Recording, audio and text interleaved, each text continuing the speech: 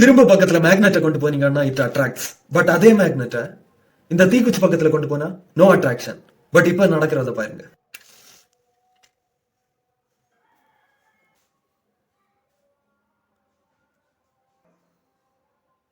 How it's possible? அது எப்படி ஒரு எரிஞ்ச தீக்குச்சி மேக்னெட்டுக்கு அட்ராக்ட் ஆகுது?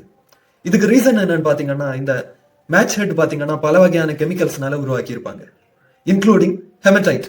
ஹெமடைட்ங்கிறது ஒரு வகையான அயன் ஆக்சைடு. பட் அதிகமா மேக்னெட்ஸ்க்கு அட்ராக்ட் ஆகாது.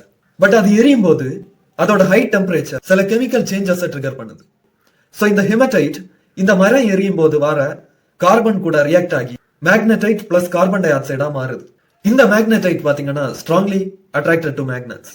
சோ இந்த மேக்னடைட் ஃபார்மேஷனால தான் எரிஞ்ச தீக்குச்சி மேக்னெட்ஸ்க்கு அட்ராக்ட் ஆகுது. இதுல இருந்து நமக்கு என்ன தெரிய வருதுன்னா, ஒரு பொருள்ல அயன் இருக்கனால மட்டும் அது மேக்னெட்டிக் ஆகிடாது.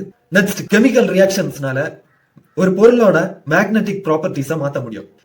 இது மாதிரியான எஜுகேஷனல் வீடியோஸ்க்கு நம்ம சேனலை சப்ஸ்கிரைப் பண்ணுங்க. Be in touch with no pounds.